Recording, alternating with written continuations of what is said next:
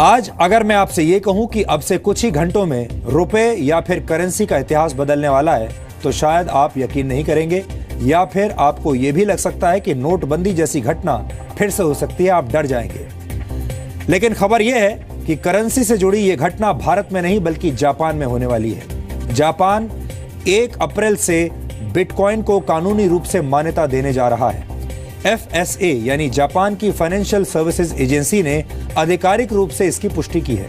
इसका मतलब यह है कि आप जापान में किसी भी तरह की खरीदारी के लिए बिटकॉइन का इस्तेमाल कर सकते हैं। बिटकॉइन के बारे में DNA में हम पहले भी बता चुके हैं, लेकिन जो दर्शक बिटकॉइन के बारे में अब भी नहीं जानते हैं, उनके मन में यह सवाल जरूर उठ रहा होगा कि आखिर ये बिटकॉइन होता क्या है।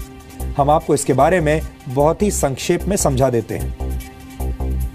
बिटकॉइन एक ऐसी डिजिटल करेंसी है जो ना तो किसी को दिखाई देती है और ना ही इसे कोई छू सकता है, यानी ये फिजिकल नहीं है।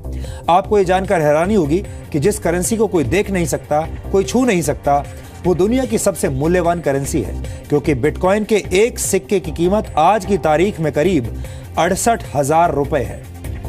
अब आप ये जानना चाह रहे होंगे कि आखिर ये बिटकॉइन कैसे काम करता है। बिटकॉइन दुनिया की पहली डिसेंट्रलाइज्ड क्रिप्टो करेंसी है जो खास तौर पर डिजिटल दुनिया के लिए बनाई गई है। बिटकॉइन का इस्तेमाल पूरी दुनिया में कभी भी और कहीं भी किया जा सकता है। बिटकॉइन के जरिए कोई भी व्यक्ति दुनिया में किसी भी व्यक्ति को रकम भेज सकता है, और सबसे बड़ी बात यह है कि इसके लिए किसी बैंक या थर्ड पार्टी एजेंसी की मदद नहीं लेनी होती।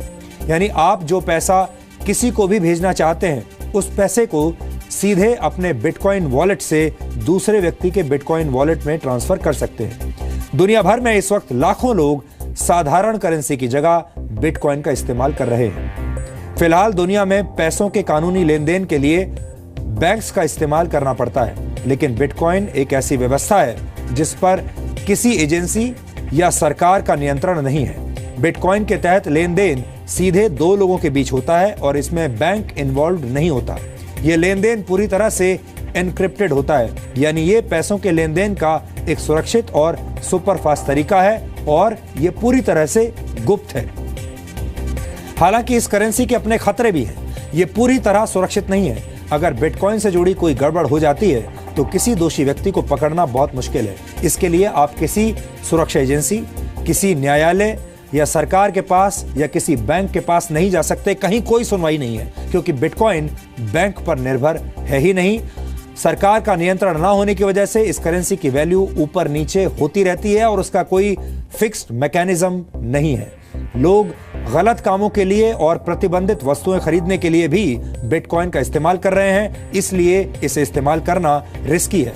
और दुनिया भर की कई सरकारों और बैंकर्स ने फिलहाल इसे कानूनी मान्यता नहीं दी है। तो ये जो इसके खतरे हैं वो भी हम आपको बता रहे हैं। 6 साल पहले जब बिटकॉइन शुरू हुआ था तो उसकी कीमत सिर्फ 6 रुपए थी, लेकिन प्रचलन में आने के बाद ज्यादा से ज्यादा लोग इसे खरीदने की कोशिश करने लगे और बिटकॉइन की कीमत लगातार बढ़ती चली गई।